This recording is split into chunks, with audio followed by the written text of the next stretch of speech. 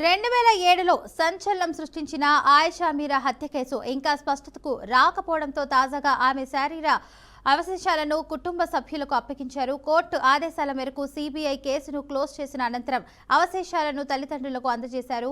అనంతరం సొంతూరు తెనాలిలోని ముస్లిం శ్మశాన వాటికలో అవశేషాలను ఖననం చేశారు.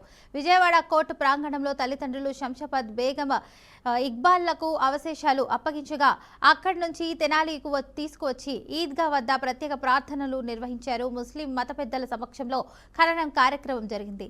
ఈ సందర్భంగా ప్రజా సంఘాల కార్యకర్తలు స్థానికులు భారీగా హాజరై జోహార్ ఆయిషా మీరా, వి వాంట్ జస్టిస్ అంటూ నినాదాలు చేశారు.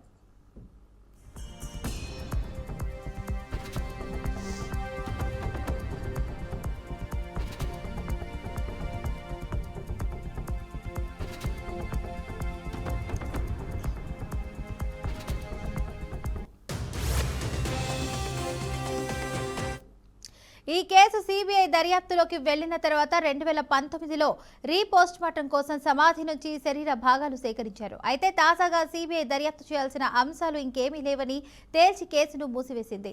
దీంతో అవశేషాలను కుటుంబానికి అప్పగించాలని కోర్టు ఆదేశించింది. అవశేషాల ఖననం అనంతరం ఆయిషా మీరా తండ్రి ఇక్బాల్ తీవ్ర ఆవేదన వ్యక్తం చేశారు. హత్య జరిగిన రోజు రాత్రి 11 గంటల నుంచి మరుసటి రోజు ఉదయం 4 గంటల వరకు ఏం జరిగిందో వెలుగులోకి రావాలని డిమాండ్ చేశారు. హైకోర్టు రిటైర్డ్ జడ్జి చేత జ్యుడిషియల్ ఎంక్వైరీ జరిపించాలని కోరారు.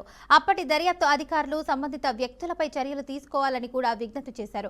అలాగే ప్రతి డిసెంబర్ 27ను ఆయిషా మీరా సంస్మరణ దినంగా ప్రకటించాలని, ఆమె పేరుతో ట్రస్ట్ ఏర్పాటు చేసి పేద బాలికల విద్యకు ఆర్థిక సహాయం అందించాలని ప్రభుత్వాన్ని కోరారు.